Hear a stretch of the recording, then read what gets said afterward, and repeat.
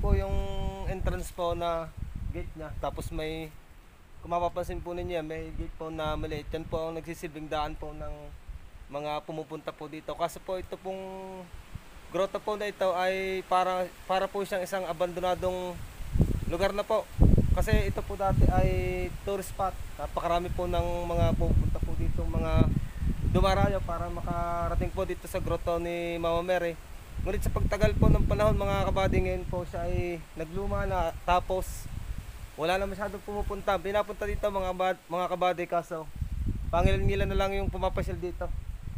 At hindi rin po talaga alam itong lugar na ito po dito sa Batangas City. Kaya tara mga kabady, samahan nyo ako at papakita ko yung lugar po nitong Conde Itaas po dito po sa grotto po ni Mama Mary.